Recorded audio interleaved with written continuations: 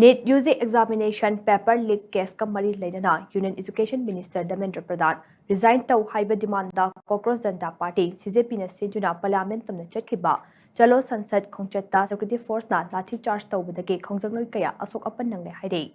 nong chujarabasu jantar mantar manakta khongjangloi sing machi lengtuna pulei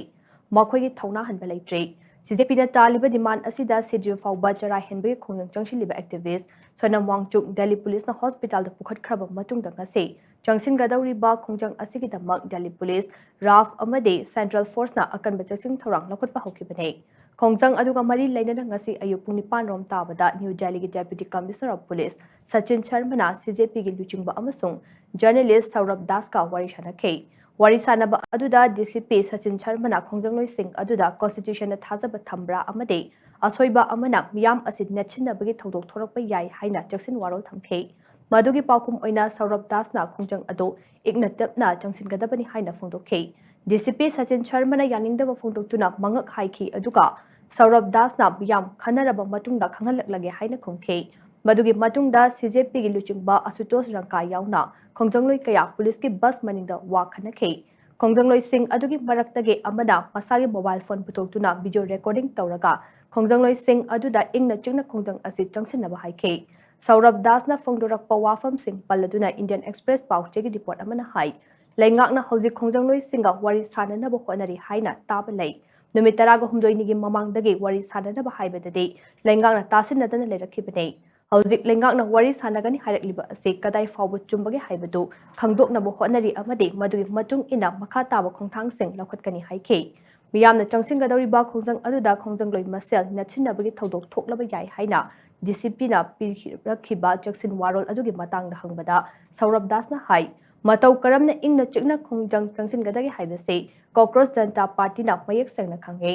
khongjang asi hek haurakpadagi ngasi fawbu ingna chikna changsin duna lakpane Khongjangloi singi thodang CJP na mayek sengna khangi haikhe ngasi ayupung 8 rom tabada masing yamlaba khongjangloi kaya jantar mantar gi CJP protest site da punkhe adubu security force na masing yamlaba barricade sing khajinduna lanban amagom mafam adu semgathe mafam aduda chathok chasin taunabagi akhuba mafam amakang phatpan natana atai mafam sing di khajinduna thamkhe Panba yabade parliament ki nongjumi fam ngasi dagi hauribani amade police na khongjangloi sing ado parliament manakta changsilaktanaba angamba pambai sizinaduna honare Indian Express ki report aduna makhata na hai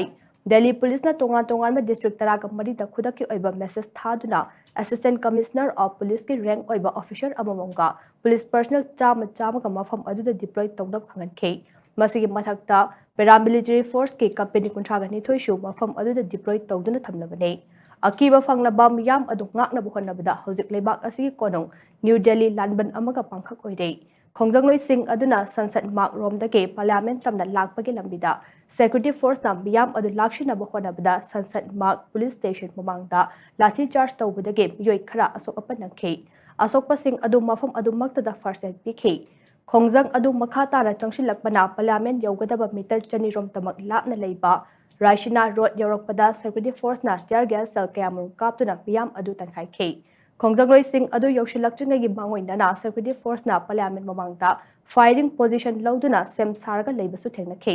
Chairak asida leibak asigi education system ase mapung fana fail oiba ase leingak nani haiduna masana yajaraba natraga parliament ke member sing na issue asigi matangda house of puthokani hairabade jara henbagi khongjang khudaktagi handokani haina activist Sonam Wangchuk na phongdoraklei Nakal amaromda makha tara pamda thodok sing thoktada ba lokhalakpani haiba chaksin thaurangi saruk ama oina Delhi da hojik internet shutdown tokre haire hiram asiga mari leinana CJP na hai miyamna changsilakba khongjang asida kibadage leingakna Delhi gi tongan fam singda internet thingkriba ase pangdabagi thawne internet thingbagi pangal leingakta leirabasu khongjangloi singi mamit amadi manade leingakna kaidonungda mensidura thambang kablai haina su CJP na phongdoraklei